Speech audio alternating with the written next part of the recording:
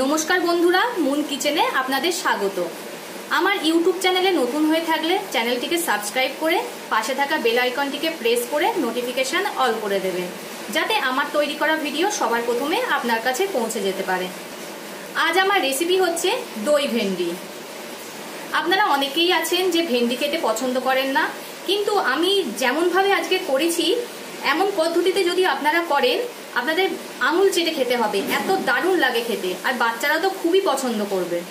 এটা রুটি বা ভাতের পাতে খুবই দারুণ লাগে খেতে। তো কথা না বাড়িয়ে এই দই ভেন্ডির রেসিপিটা শুরু করা যাক।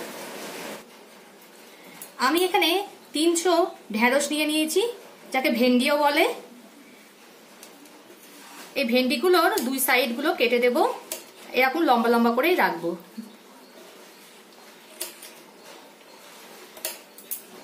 যেগুলো একটু বড় সেগুলো মাঝখান থেকে কেটে নেব। এমন ভাবেই সব ভেন্ডিগুলোকে আমি কেটে নেব। সব ভেন্ডিগুলো আমার কাটা হয়ে গেছে। এবার একটা বাটিতে এই চামচের মাপ করে 2 চামচ টক দই নিয়েছি, এটাকে ভালো করে ফাটিয়ে নেব। ফাটানো হয়ে গেছে, খুব ভালো করে ফাটিয়ে নিয়েছি।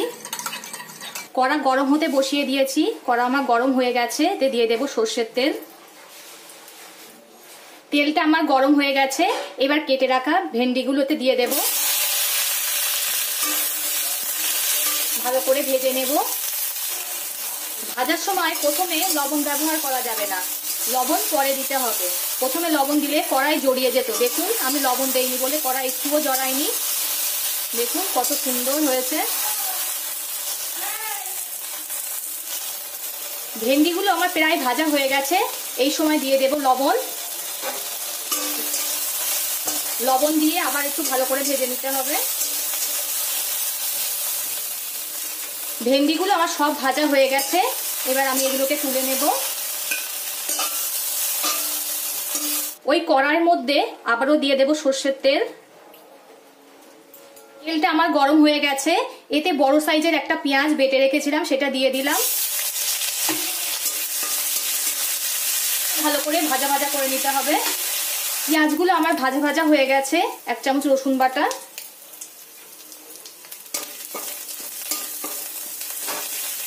রসুনের কাঁচা গন্ধটা চলে গেছে, এতে দিয়ে দিতে হবে একটা বড় সাইজের টমেটোকে কুচিয়ে নিয়েছিলাম, সেটা দিয়ে দেব।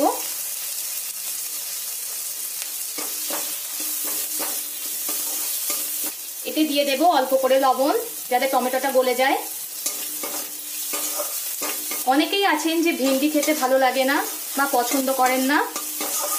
আমি যে পদ্ধতিতে আজকে করছি এমন পদ্ধতিতে বানিয়ে দেখবেন, খুবই সুন্দর লাগে। তারাও পর্যন্ত আঙুল চেটে খাবে, এত সুন্দর লাগে রেসিপিটা। এটা তো প্রায় গলে গেছে। এতে দিয়ে দেব একটা পাকা লঙ্কা মাঝখান দিয়ে চিড়ে রেখেছিলাম, সেটা দিয়ে দেব। এতে সামান্য একটু জল দিয়ে দেব যাতে মশলাটা পুড়ে না যায়। এতে দিয়ে দেব স্বাদ মতো লবণ, হলুদ গুঁড়ো, 1/2 চামচ ভাজা জিরের গুঁড়ো, 1/2 চামচ ধনের গুঁড়ো দিয়ে ভালোভাবে মশলাগুলোকে কষিয়ে নিতে হবে। দিয়ে দেব ছোট চামচের 1/2 চামচ কাশ্মীরি লঙ্কা গুঁড়ো। সব আমি চামচের মাপ করেই নিচ্ছি।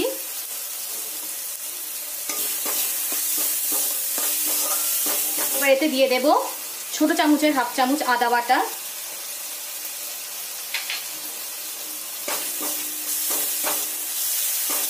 আমি লাস্টে দিলাম, কারণ আদাটা প্রথমে দিলে আদাটা পুড়ে গেলে একটা তেতো ভাব আসতো, ওই জন্য আমি লাস্টে দিলাম। এগুলো আমার সব কষা হয়ে গেছে। এতে দিয়ে দেব ভেজে রাখা ঢেঁড়সগুলো। আপনারা ঢেঁড়সও বলতে পারেন, ভেন্ডিও বলতে পারেন। ভালো করে কষিয়ে নিতে হবে এই মশলার সঙ্গে। আমার মশলার সঙ্গে ভেন্ডিগুলো সব ভাজা হয়ে গেছে।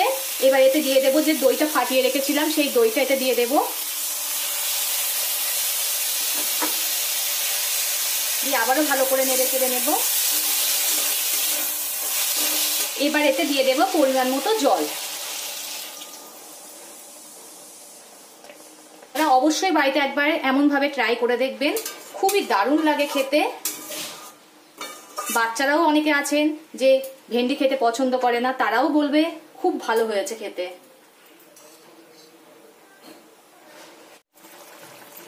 ঝোলটা আমার ফুটছে, এই সময়তে দিয়ে দেব ছোট চামচের 1 চামচ চিনি।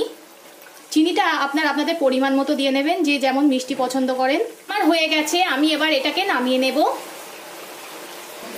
আমার নামানো হয়ে গেছে দই ভেন্ডি। দেখুন কত সুন্দর দেখতে লাগছে। ভাবুন, দেখতে এত সুন্দর লাগে, তা খেতে কত সুন্দর লাগবে। যারা পছন্দ করে না ভেন্ডি খেতে, তারাও আঙুল চেটে খাবে, এত দারুণ। তো আমার ভিডিওটা ভালো লাগলে লাইক ও শেয়ার করে দেবেন, কমেন্ট করে জানাবেন আপনাদের মতামত।